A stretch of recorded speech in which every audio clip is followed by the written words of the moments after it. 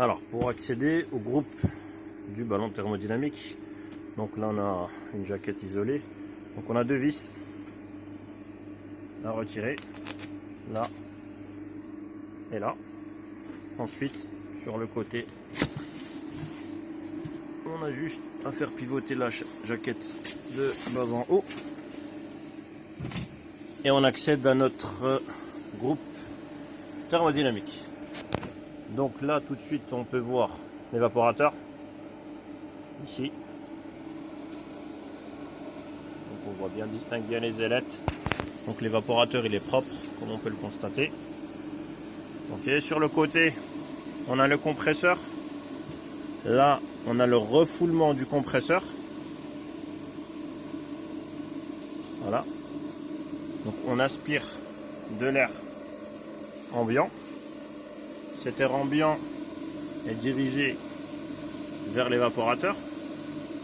Cet évaporateur récupère les calories. Ces calories, une fois qu'elles sont récupérées, elles vont être transformées au condenseur. Et l'air frais, enfin l'air sur lequel on a récupéré les calories, lui est soufflé ici et on voit il est bien froid. Il est beaucoup plus froid. D'accord, bon, j'ai pas de thermomètre qui me permettrait de mesurer le delta T. Mais en tout cas, ici, on a un air qui est vraiment froid. Alors, donc là, si on revient au niveau du circuit frigorifique, donc là, on est refoulement compresseur. On refoule. On arrive ici sur ce piquage. Donc, sur ce piquage, donc là, on va avoir une prise de pression. Ou peut-être c'est un autre organe. Je ne sais pas exactement ce que c'est encore. Ensuite, là, on a une électrovanne. Donc, on verra par la suite à quoi sert cette électrovanne. Donc, sinon, depuis le compresseur, donc on sait qu'on se dirige vers le condenseur. Donc là, on va avoir un condenseur qui est plongé dans l'eau. C'est ce qui permet de réchauffer notre volume d'eau froide. Ici, donc je rappelle que c'est un ballon d'eau chaude de 270 litres.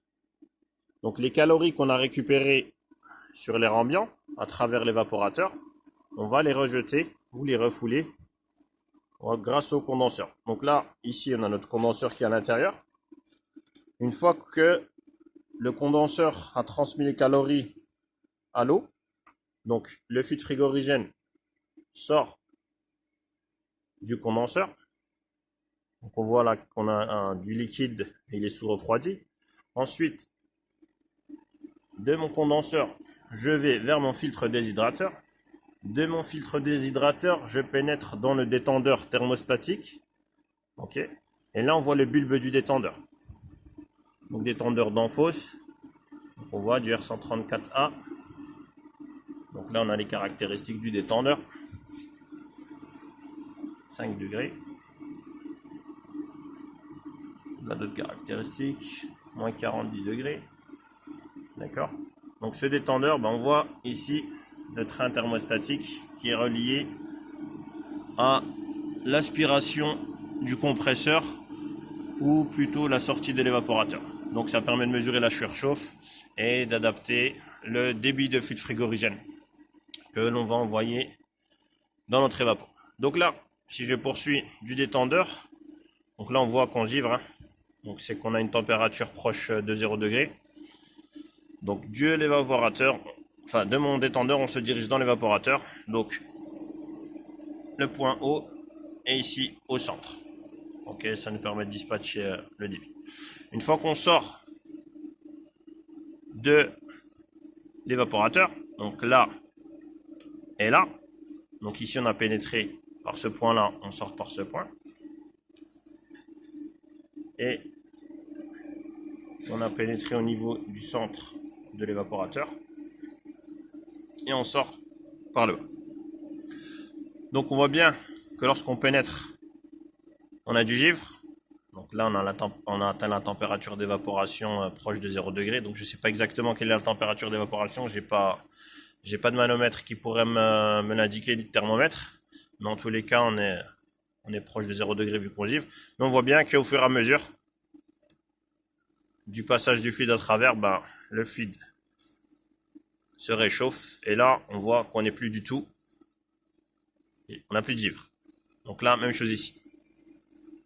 Donc là, on voit bien que le fluide n'est plus à 0 degré, a dépassé les 0 degrés. C'est ce qui explique pourquoi on n'a pas de givre. Donc on ressort de notre évaporateur et on se dirige ici. Hop. Donc la même chose, on doit avoir aussi une prise de pression, je pense. De mon évaporateur, je vais me diriger vers mon compresseur. Donc l'aspiration compresseur, malheureusement, je ne sais pas si on le voit bien. Donc, avant d'arriver sur le compresseur, on arrive ici sur la bouteille liquide. Et de la bouteille liquide, ça va me permettre de m'assurer qu'on a seulement la bouteille anti-coup de liquide, pardon.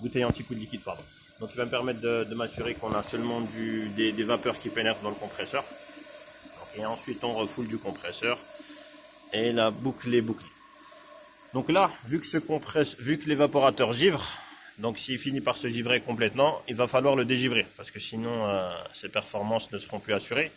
Donc qu'est-ce qu'on va faire? On va pouvoir, donc, en sortant du compresseur, on a des vapeurs très chaudes. Donc ces vapeurs très chaudes, à la base, on les envoie au condenseur.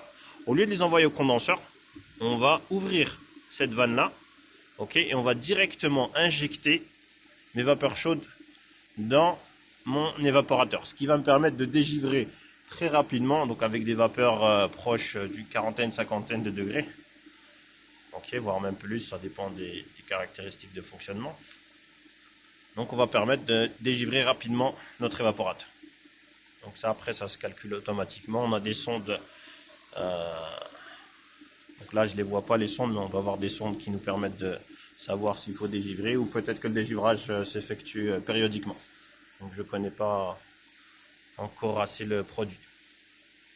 Donc voilà, filtre déshydrateur. Ici, on en a parlé. Donc et voilà. Donc là, ici, on peut voir notre ventilateur qui permet d'aspirer et de souffler. Aspirer d'un côté, de souffler de l'autre.